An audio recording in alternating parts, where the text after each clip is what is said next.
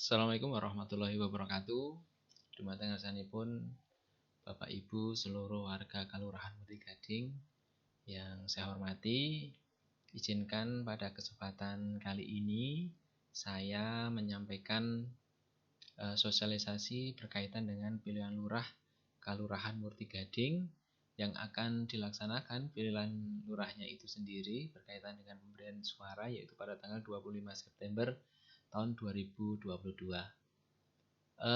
Sosialisasi berkaitan dengan pilihan lurah ini sebenarnya sudah dilaksanakan oleh panitia dalam beberapa media ya, baik media itu cetak, yaitu yang kita wujudkan melalui banner-banner dan spanduk-spanduk yang sudah kita tempatkan di tempat-tempat strategis Kalurahan Muti Gading, melalui media sosial, dan juga melalui website Kalurahan Muti Gading di murtigading.bantolkap.go.id. Sebelum lebih lanjut saya menyampaikan sosialisasi, izinkan saya menyampaikan dulu susunan kepanitiaan berkaitan dengan pilihan lurah Kalurahan Murti Gading di tahun 2022. Untuk ketua panitia yaitu Wahid Hidayat, saya sendiri dari unsur Pamong Kalurahan Murti Gading, kemudian Mbak Septiana Duyanti selaku sekretaris dari unsur tokoh masyarakat. Kemudian yang ketiga Bapak Nur Hildan Dwi Putranta SIP, Bapak Nur Hildan Dwi Putranta SP. Jabatan dalam panitia adalah anggota dari unsur Pamong Kalurahan. Kemudian yang keempat Bapak Dr. Andes Edi Nugroho sebagai anggota dari unsur Pamong Kalurahan. Kemudian yang kelima Bapak Sugito MPD sebagai anggota dari unsur LPM Kal. Kemudian yang keenam Ibu Sutiati SPD sebagai anggota dari unsur LPM Kal. Kemudian Mbak Novi Anissa Solehah sebagai anggota dari unsur Karang Taruna. Kemudian yang kedelapan Bapak Alek Rahmat Haji SIP sebagai anggota dari unsur tokoh masyarakat. Kemudian yang kesembilan atau yang terakhir Bapak Rismanto SPDI sebagai anggota dari unsur tokoh masyarakat. Selanjutnya Bapak Ibu sekalian, perlu kami sampaikan bahwasanya berkaitan dengan pilihan lurah ini panitia sudah membuat tata tertib, dan tata tertib ini sudah kita tetapkan pada tanggal 26 Mei tahun 2022. Kita beri nomor 01 berkaitan dengan tata tertib pemilihan lurah Kalurahan Murti Gading. Untuk bab 1 mungkin tidak perlu kita sampaikan lebih jauh, berkaitan ini adalah kaitannya dengan ketentuan umum. Kemudian kita lanjutkan di bab 2 berkaitan dengan pemilihan lurah.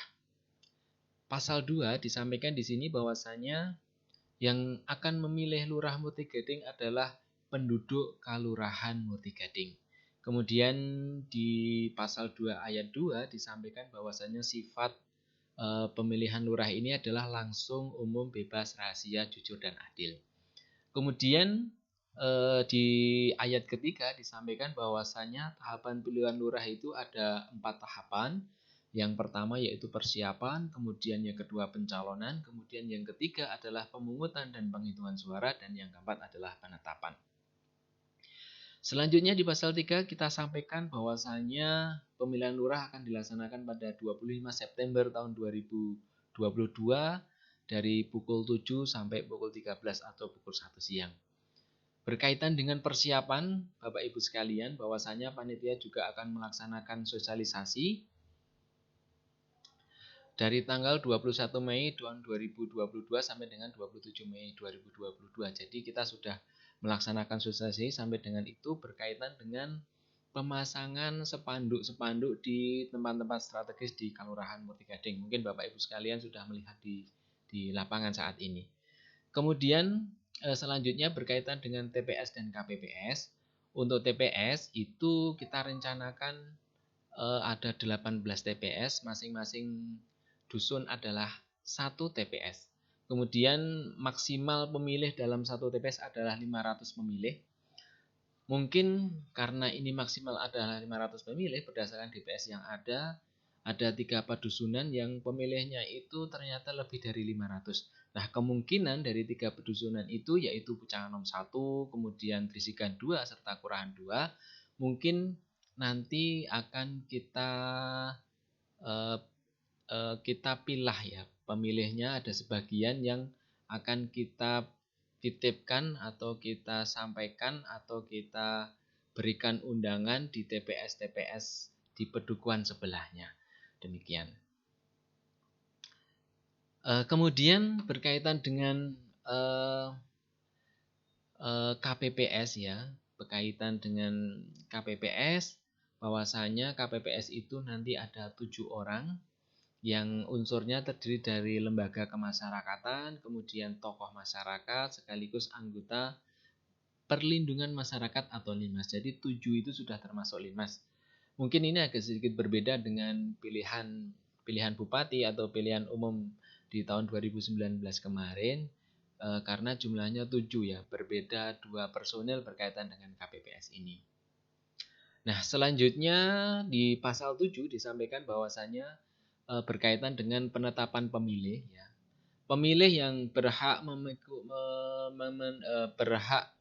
memilih dan memenuhi syarat dalam pilihan lurah ini adalah yang pertama adalah penduduk Kelurahan Murti Gading yang pada hari pemungutan suara sudah berumur 17 tahun atau sudah pernah sudah atau pernah menikah. Kemudian yang kedua tidak sedang terganggu jiwanya. Kemudian yang ketiga tidak sedang dicabut hak pilihnya berdasarkan putusan pengadilan yang telah memperoleh kekuatan hukum tetap. Kemudian yang keempat adalah sebagai penduduk Kelurahan Murti Gading paling singkat 6 bulan sebelum disahkan daftar pemilih sementara yang dibuktikan dengan kartu tanda penduduk atau surat keterangan penduduk. Jadi berdasarkan jadwal nanti DPS ini akan kita tetapkan pada tanggal 13 Juni. Artinya pemilih yang berhak memilih di Kelurahan Murti Gading berkaitan dengan pilihan lurah ini adalah yang kita hitung 6 bulan sejak tanggal 13 Juni itu. Artinya nanti kalau ditarik 6 bulan adalah tanggal 13 Desember. Artinya kalau misalnya ada warga yang pindah dari luar kota dan masuk Murti Gading sebelum tanggal 13 Desember berhak memilih lurah di Kelurahan Murti Gading. Namun sebaliknya bila dia datang atau berpindah di Murti Gading setelah tanggal tersebut artinya dia tidak memiliki hak pilih. Selanjutnya DPS ya atau daftar pemilih sementara ini akan dilakukan semacam validasi oleh petugas PPDB ya, petugas pemutakhiran data pemilih, yaitu pada tanggal 10 pada tanggal 30 Mei tahun 2022 sampai dengan 13 Juni 2022. Nah, di akhir PPDB ini melakukan updating data berkaitan dengan DPS yang sudah kita peroleh atau draft DPS itu, maka di akhir tanggal itu akan kita tetapkan dan di hari-hari berikutnya nanti akan ada semacam evaluasi dari masyarakat. Nah, pemutakhiran ini atau yang diupdate itu apa saja? Karena data dasarnya itu sudah kita peroleh dari KPU untuk DPS ini, yaitu pemilih yang sudah memenuhi syarat ya tadi umurnya yang pada tanggal 25 September atau ada juga warga masyarakat yang belum berumur 17 tahun tapi sudah menikah atau pernah menikah ya. Kemudian yang ketiga telah meninggal dunia. Kemudian yang keempat pindah beduk keluar Murti Gading atau masuk di Murti Gading. Kemudian belum terdaftar juga bisa karena nanti ada usulan berkaitan dengan pemutakhiran DPS ini. Kemudian yang keempat terganggu jiwa. Jadi difabel atau tidak itu nanti akan ditandai berkaitan dengan pemutakhiran data ini.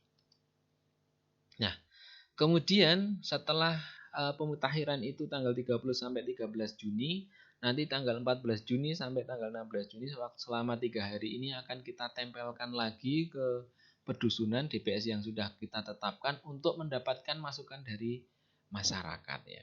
Monggo masukannya apakah karena orang itu mungkin PPDB kelewatan ternyata sudah meninggal ternyata masih ada, itu bisa diri masyarakat bisa memberikan masukan atau dalam DPS itu ternyata belum masuk, monggo itu juga bisa beri masukan kepada panitia ataupun DPS atau Pak Dukuh mungkin yang menyampaikan berkaitan dengan revisi tadi ya. Nah, Selanjutnya Bapak Ibu sekalian di pasal 10 mungkin ini tidak perlu ya.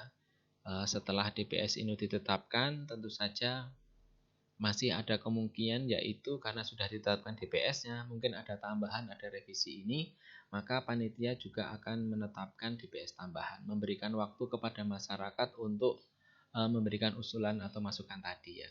Nah, DPS atau DPT tambahan ini, DPS tambahan ini itu kita jadwalkan itu tanggal 24 Juni sampai 27 Juni. Kalau misalnya masih ada gitu ya. Jika sudah selesai, jika sudah tidak ada ya tentu saja DPS yang sudah diupdate oleh PPDB ini nanti kedepannya akan kita tetapkan menjadi DPT.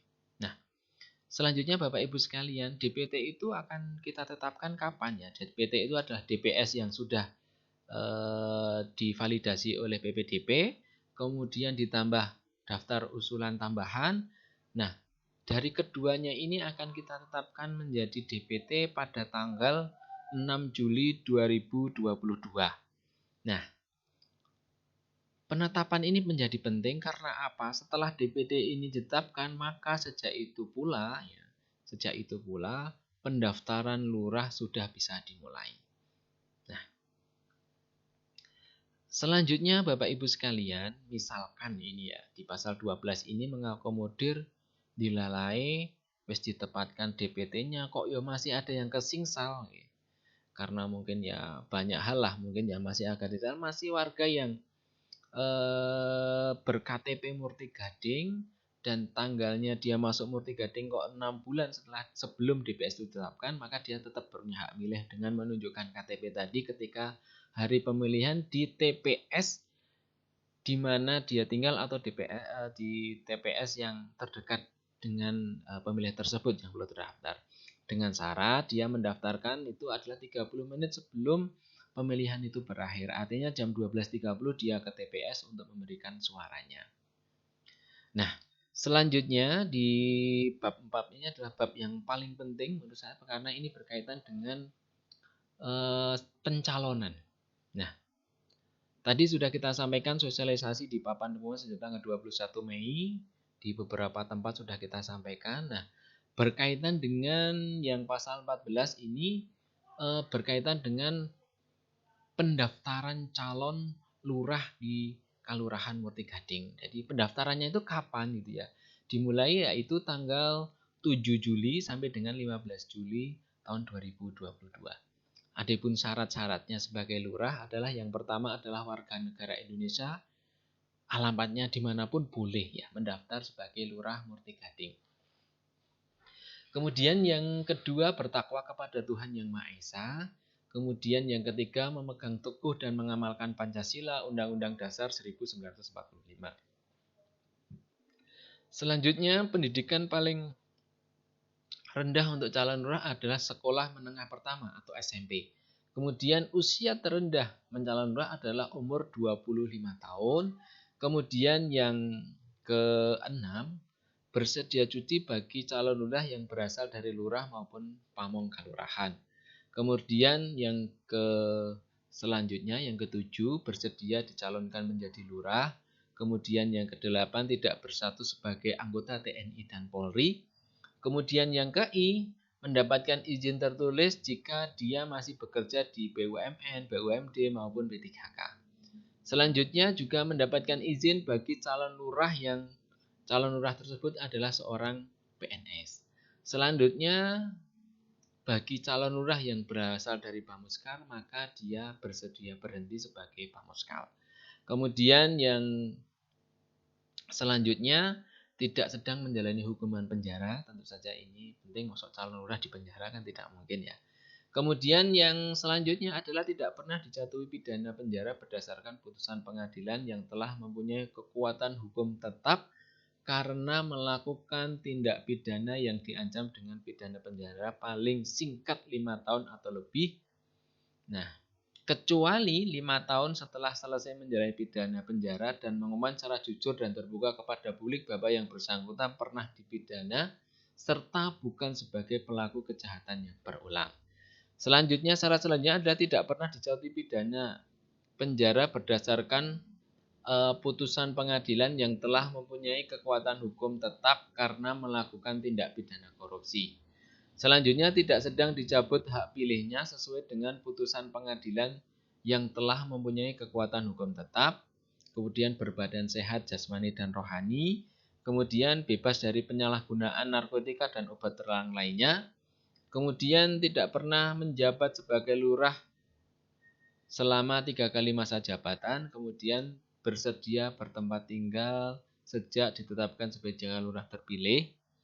Jadi misalnya yang daftar di luar Muti Gading boleh dan kemudian dia terpilih, maka dia harus bertempat tinggal di Muti Gading. Selanjutnya telah memiliki masa jabatan paling sedikit 5 tahun terhitung pada saat dimulai pendaftaran bagi calon lurah yang masih menjabat lurah atau sebutannya di luar kelurahan.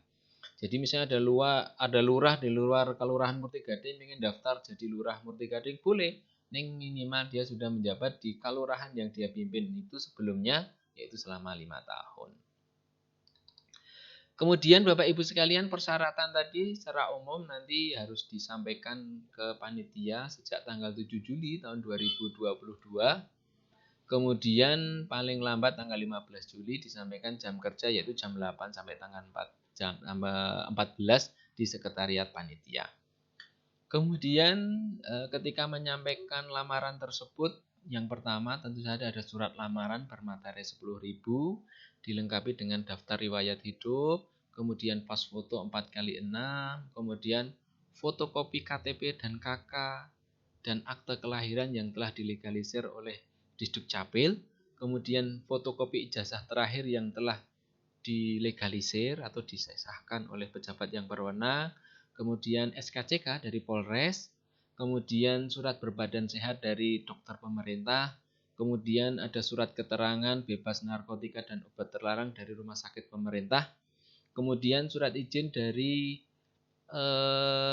pimpinan pembina kepegawaian bagi calon lurah yang dari PNS, dan juga surat izin dari pimpinan dari bagi pegawai BUMD atau BUMN atau P3K. Selanjutnya bagi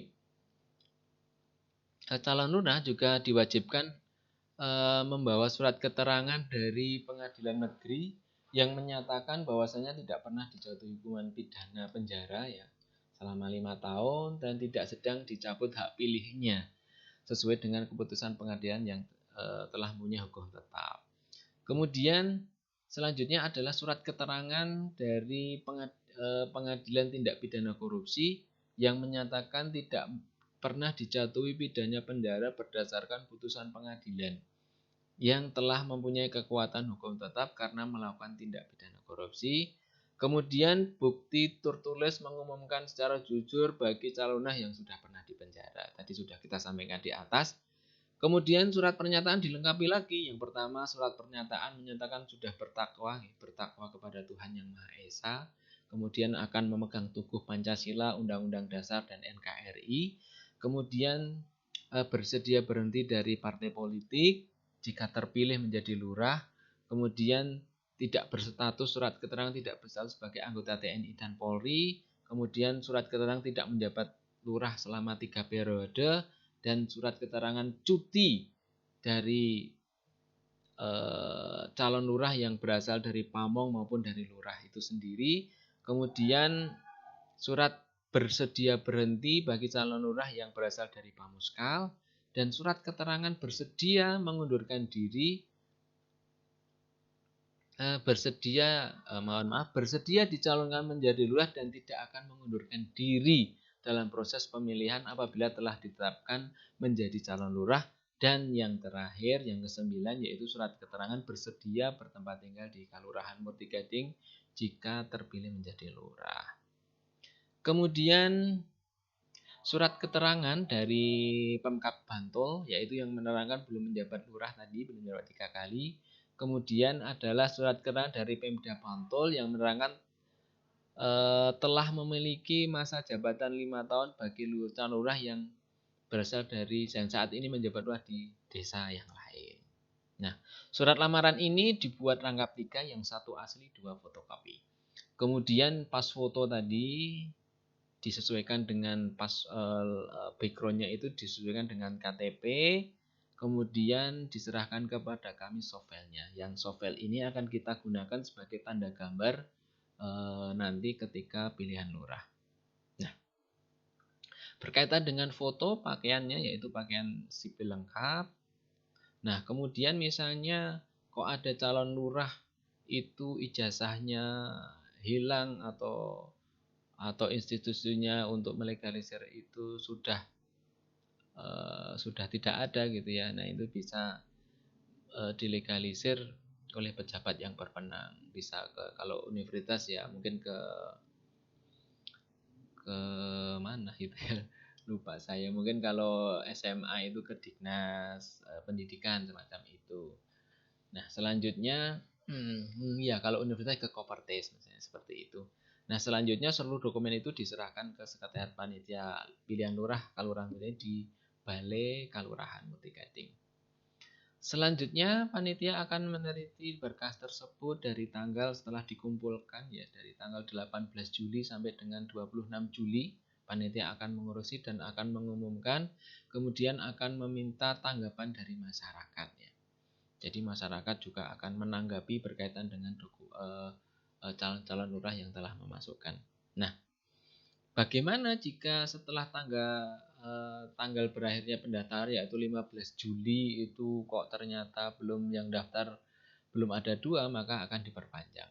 Nah, berbeda juga ketika yang daftar adalah lebih dari 5. Nah, ini ada persyaratan khususnya. Nah, ada semacam tes untuk mengetes lurah tersebut di pasal 19 Tatip kami sudah menyebutkan.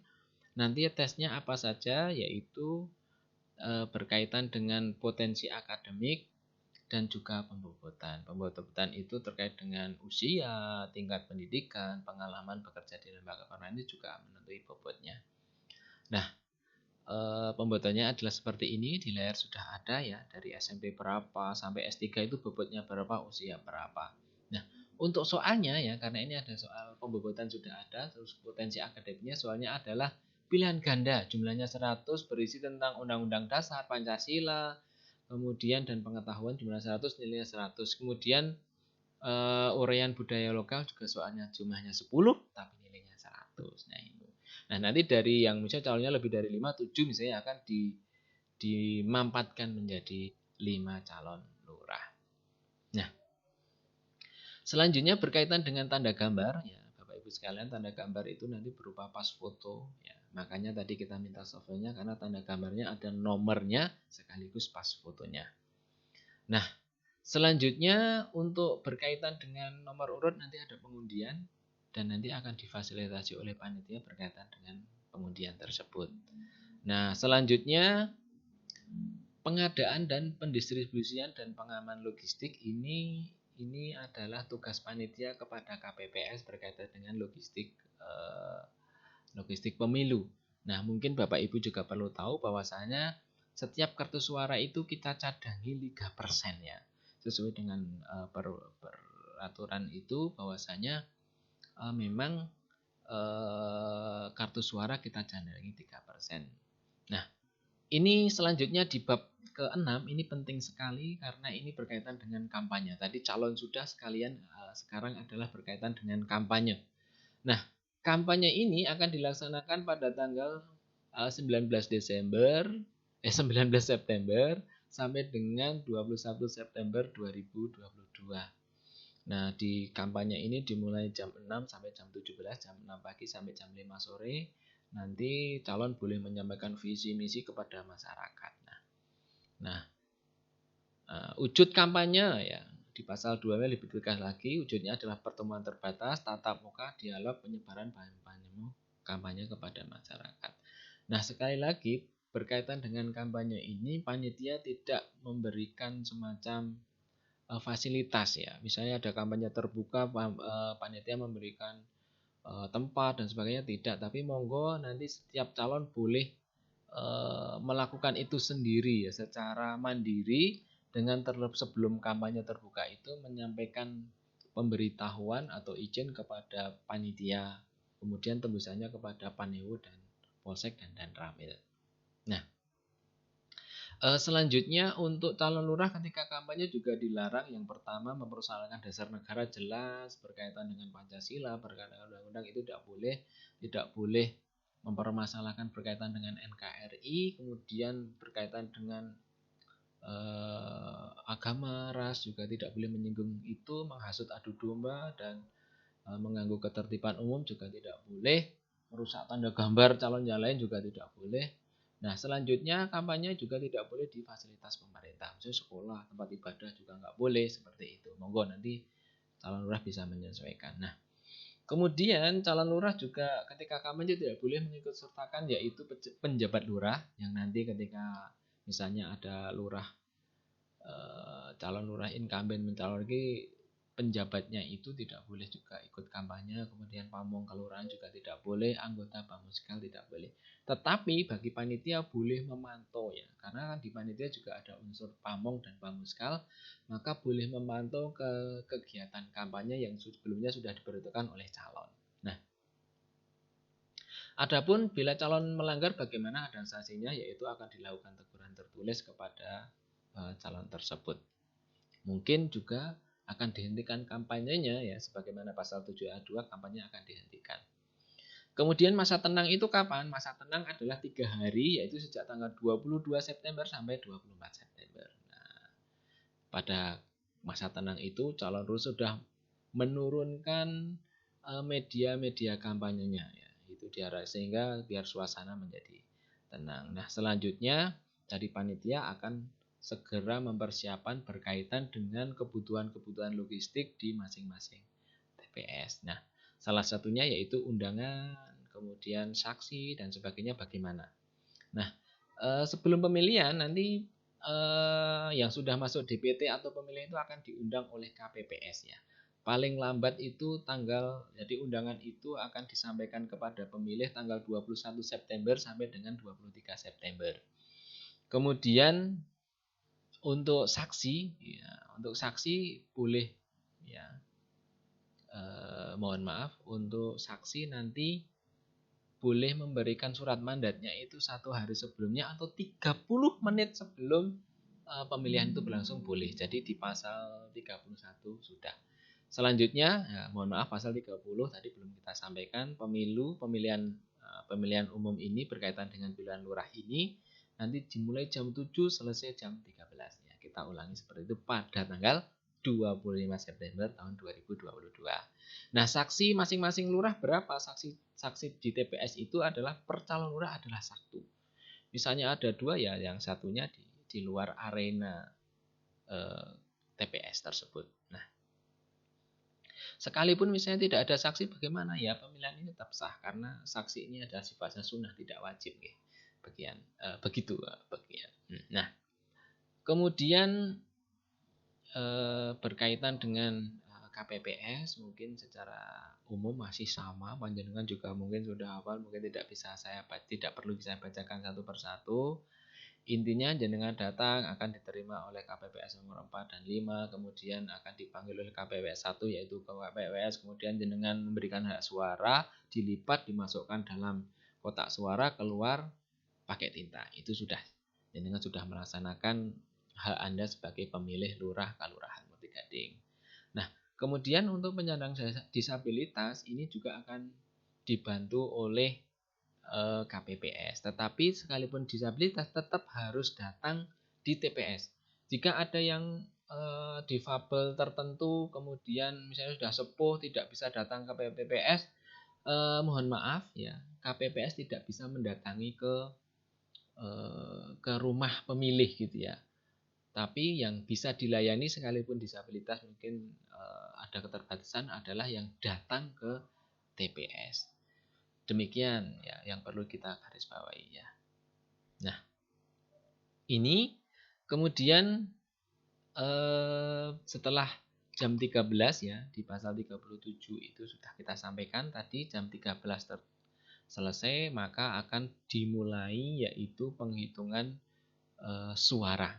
Nah, sebelum itu sebagaimana biasanya ya KPPS akan menghitung jumlah pemilihnya berapa yang memberikan suara berapa, yang terpakai berapa, yang tidak terpakai berapa biar tidak selesai. Nah, Selesai melakukan penghitungan, KPPS akan membuat berita acara, yang berita acara ini yang akan disampaikan ke panitia pemungutan suara di tingkat kelurahan. Nah, kemudian ini yang pasal 39 ini perlu kita terangkan lebih lanjut. Calon lurah yang memperoleh suara terbanyak dari jumlah sah ditetapkan sebagai calon lurah terpilih. Jadi intinya tidak ada final lah. Pokoknya suara paling banyak itu yang akan menjadi lurah terpilih, calon lurah terpilih.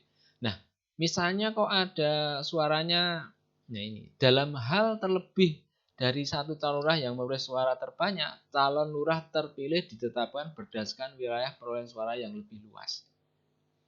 Jadi dibagi kira-kira menangnya TPS menangnya di banyak yang mana. Misalnya suaranya sama, TPS-nya menang oke sing ndi. Misalnya di Murti Gading 18, ambil ada yang pada suaranya totalnya sama, dihitung TPS-nya menang banyak yang mana. Misalnya calon 1 menang di 10 TPS, calon yang kedua 8 TPS, yang 10 TPS ini yang ditetapkan sebagai calon lurah terpilih. Kok dilalai penyebarannya suara itu misalnya 99 TPS ya sama. Nah, ini kita cari di TPS yang terbanyak pemilihnya itu menang siapa. Nah, di situ kita tetapkan sebagai calon lurah terpilih. Nah, berkaitan dengan penetapan calon lurah terpilih, yaitu panitia tingkat kelurahan melaporkan hasil penghitungan suara kepada Bamuskal. Nah, Bamuskal kemudian menetapkan calon lurah terpilih dengan keputusan Bamuskal. Nah, terus kemudian misalnya ada sengketa bagaimana? Ya, jika ada sengketa, masyarakat dapat mengadu ke Bamuskal atau ke panitia. Ya, jika panitia tidak sanggup menyelesaikan atau Bamuskal juga misalnya tidak, maka akan diteruskan di tingkat kabupaten. Demikian Bapak Ibu sosialisasi berkaitan dengan pilihan lurah di Kelurahan Murti Gading di tahun 2022. Semoga sosialisasi ini bisa memberikan penjelasan kepada Bapak Ibu sekalian seluruh warga Kelurahan Murti Gading, dan kami harapkan partisipasi Bapak Ibu sekalian dan seluruh warga Murti Gading pada tanggal 25 September tahun 2022. Bila mana Bapak Ibu sekalian ada yang kurang jelas nanti bisa menemui saya di sekretariat panitia di Kelurahan Murti Gading atau panitia-panitia yang tadi sudah saya sebutkan di awal. Semoga dengan sosialisasi ini memperjelas kepada panjenengan semua, dan bila saya menyampaikan sosialisasi ada yang kurang berkenan, kurang pas, saestu kawula nyuwun agunging pangapunten. Demikian, assalamualaikum warahmatullahi wabarakatuh.